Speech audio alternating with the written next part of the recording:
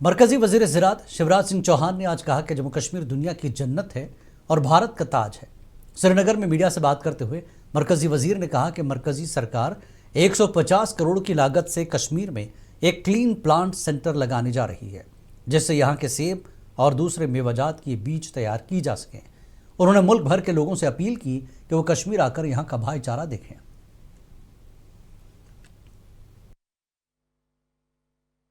क्योंकि प्रधानमंत्री जी का संकल्प है विकसित भारत के लिए विकसित और समृद्ध जम्मू कश्मीर।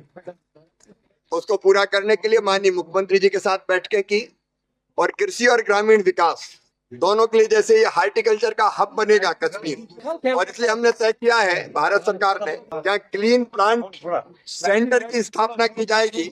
सेब, बादाम, अखरोट, इन सब के लिए प्लांट चाहिए किसानों को, और वो प्लांट अच्छी क्वालिटी के मिले, डिसीज फ्री हो, ये बहुत जरूरी है। इस क्लीन प्लांट सेंटर में ये प्लांट तैयार करेंगे, दुनिया की सबसे अच्छी वैरायटी हम बना पाए।